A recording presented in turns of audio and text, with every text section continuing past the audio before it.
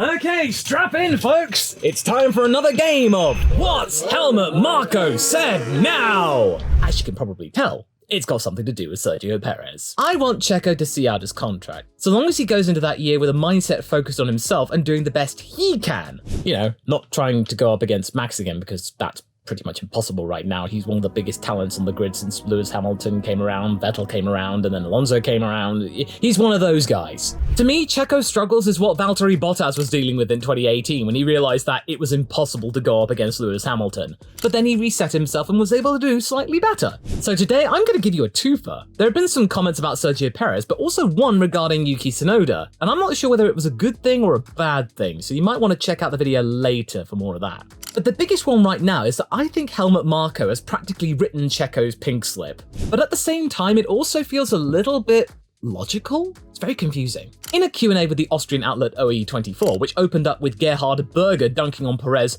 whilst on service TV prior, bringing up his time with Ayrton Senna being his teammate at McLaren for 3 seasons, that original comment being translated thusly, "It's like back then with me and Ayrton Senna. I had no other choice. Perez needs a team in which he can grow again. You need a teammate you can beat so that you can create strength. Perez will not be able to do that next to Max Verstappen.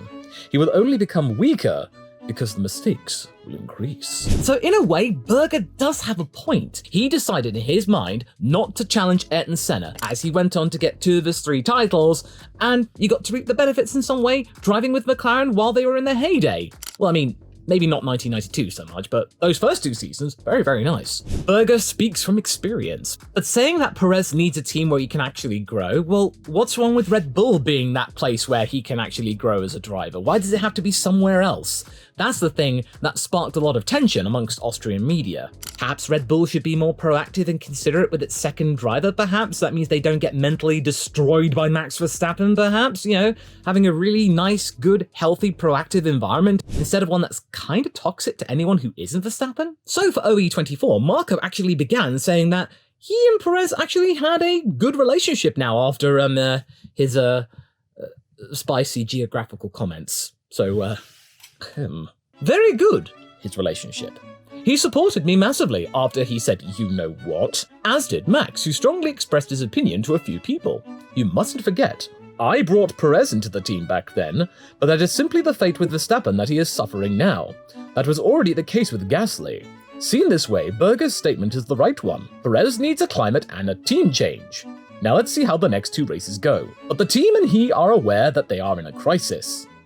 Now, what does that tell you? Granted, these are the utterances of the person who makes brazen remarks and was all over Nick de Vries before cutting him from Alphatauri after his impulse buy. In a way, right now, Helmut Marko has descended into becoming a bit of a magpie, in that he sees a very shiny object, he wants it for himself, snaps up a contract deal, but then the luster fades away and things weren't as they were promised and he decides to get rid of them sharpish. Hence why Nick de Vries only lasted 10 races when he realised that he had bought himself a relative lemon and decided to forget about the embarrassing decision that he had made by just kicking de Vries to the curb. It makes me think, we actually saw this with Sergio Perez. So remember the Qatar Grand Prix in 2020? Perez got his first win, 4 racing point, and everyone was wowed by Perez's performance from coming back from 18th or something to get to 1st, getting his first win in the midst of him being dropped by Racing Point in favour of Sebastian Vettel when they became Aston Martin. So everybody was agog and aghast as to why Perez was being chucked out when he was getting his first win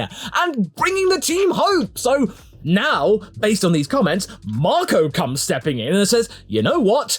I kinda like this guy. He won a race. We don't have a driver for next year since we're about to kick Albon out to making him a reserve driver, so why don't we pick up the new hotness, Sergio Perez? So before you know it, at Abu Dhabi, they sign him up for 2021. And there you go. Marko's taking the credit for giving the Mexican driver new purpose and a second chance at Formula 1, this time with a top team. Sure, Checo's time at Red Bull has lasted longer than Nick de Vries' time with Alphatauri, mainly because he aided Max to his first 2 titles and Red Bull got a team title as well, but 2023 hasn't been so kind, and you're starting to get the feeling that Helmut Marko's starting to get buyer's remorse again. And then he says, let's just see how the next 2 races go. Well, what does that mean? Now, initially, you might be thinking, oh no, Sergio Perez has only got 2 races left to go, and if he keeps mucking it up, then that's pretty much the end of his contract. Oh no! Oh no, it's happening again with Alex Albon and Gasly! Don't leap to conclusions yet.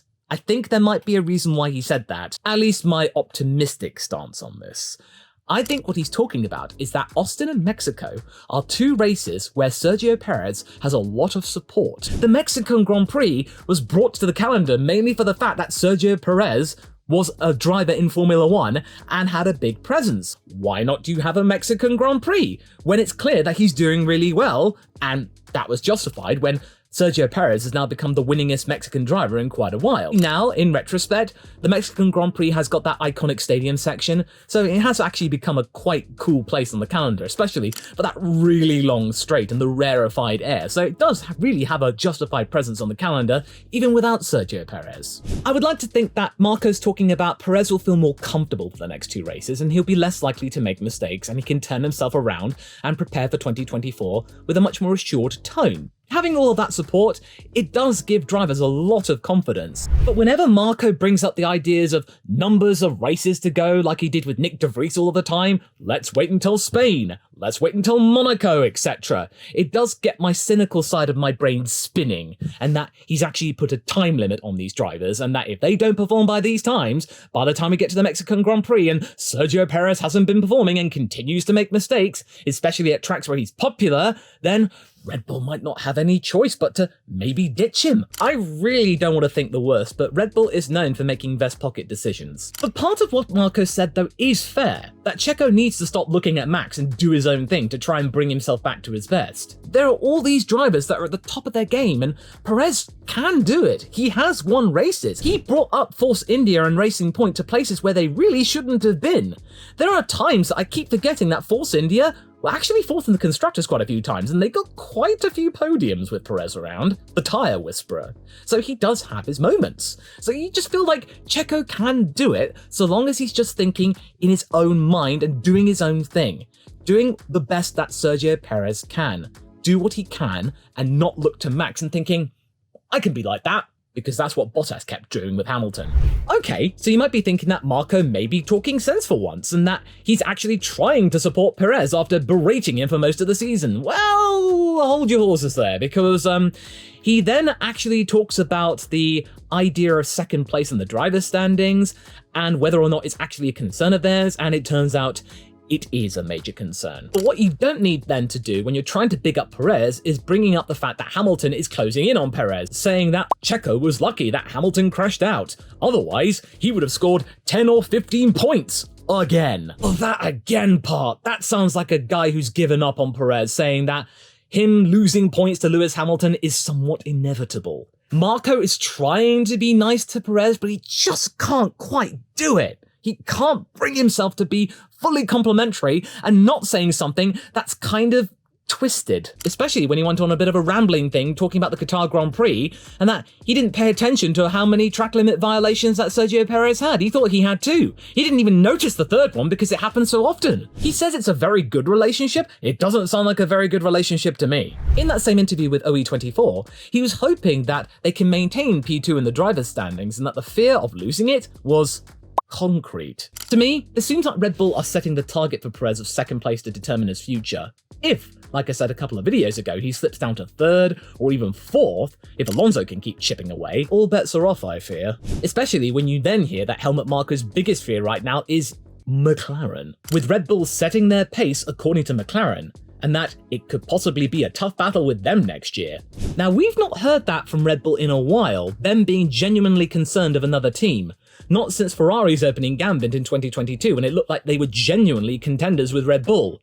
And then Paul Ricard happened, engines kept blowing up, and then you know what happened last year. So I feel like in the wake of that admittance about McLaren's performance, that they are really impressing upon Perez that he needs to step up and be a better driver, because this year they were lucky. Perez completely imploding didn't really affect the constructors and drivers titles all that much because Max was away on his own, doing his own thing, winning the constructors by himself. Since they've stopped development, other teams haven't, and that the very real danger of losing second place in the driver standings could be a blot on their perfect record this season, which I think Christian Horner will take great umbrage with, that it was tainted. It was ruined by Perez making mistakes. I don't want that to happen. This is clearly a bad environment for Sergio Perez, and things need to change. I'm not talking about him changing the team. Red Bull need to change to make him a better driver, because they are really worried that McLaren could swoop in next year if they actually keep their drivers in line and maybe be a threat to the constructors next year. I think that might be a little bit premature because you got to remember, Ferrari and Mercedes, they're big teams too. They have big projects of their own. So I think they're going to be up there as well. It's not going to be just McLaren. Now, of course, I'm a McLaren fan. I want them to be threatening for the constructors, but I really don't think it's just going to be them. It's going to be Ferrari and Mercedes as well. It's going to be a ding-dong battle. And then Aston Martin, if their 5-year plan actually rings true, then they could be up there as well. There could be 5 teams in contention for the constructors. And I know it's not as sexy as the driver's title. That's probably going to go back to Max again. But it's still a big thing amongst all of the teams. If you actually work for a Formula 1 team, you probably want the team title because everyone played their part. Then there's Yuki Tsunoda. His future is in the hands of Red Bull, according to Marko. If Aston Martin want him, they'll have to talk to Red Bull and not through Yuki Tsunoda directly. Basically clipping the wings of the Japanese driver if he wants to take charge of his own destiny. Now, why would Marko say that? Why would Red Bull take that stance? Well, I'll tell you why. Because it's happened before, and they don't want it happening again. Daniel Ricciardo in 2018. It was too late for them to try and change their mind. Christian Horner threw loads of money at Ricciardo, and Ricciardo said no. He took charge of his own driving future, and you know what happened with the rest of it. They don't want Yuki Tsunoda talking to Aston Martin or any other team without them knowing, because Yuki Tsunoda might be an important part for the development of future driver lineups. Liam Lawson could be up there, Yuki could be up there. They don't want one of their strategic pawns being taken away without their knowledge. So they're making it very clear to any other team that if you want one of our drivers, you have to talk to us directly, because we're not going to be thrown for a loop again like we were with Daniel. It's interesting to say that it would be Aston Martin specifically, but that makes sense since the Honda agreement with the team is in place and Yuki is a Honda driver with their Formula Dream project, but that could easily fall apart if Papa Stroll sells the team, according to rumours, in a fit of peak or something. Maybe Marko and Horner value Tsunoda in some way. Or if my cynical brain is talking, it's basically because they want to get the best deal for them, and not maybe for Yuki Tsunoda. But hey, as long as Yuki's still on the grid, it's a win-win for Honda. In any case, whilst trying to support Checo after his biggest gaffe to date, Marko is not supporting Checo. Putting quantities of races onto a target only fuels speculation and adds a sort of timer to proceeding. The first part was fair, that Checo should really be working on himself instead of trying to compare himself to Max Verstappen, because it's clearly causing him to make mistakes that he really shouldn't be making. Perez is good, he's just not Verstappen good. Not many drivers can try and even begin to emulate Verstappen's talents, and that's okay. But that entire statement of support was completely scuppered when he agreed with Berger about finding another climate and another team to do it in. So it's like, well, we've done all we can, we're not going to do any more. Maybe Perez should do better and try and find himself somewhere else. I want Sergio Perez to see out the end of his contract, and so long as he can do the beginning part of that statement, focus on himself and do something to the best of his ability, then he'll be able to do that, end his contract, find somewhere else on his own terms, and then go from there. He's in charge of his own destiny. Everyone goes away happy, instead of him being chucked out a year early. I don't want that. As you can probably tell, Red Bull have made a rod for their own back by having this complete catastrophe of drivers. But if you want to understand about how this all began, you might want to watch this video next, because I think the smooth operator has something to do with it.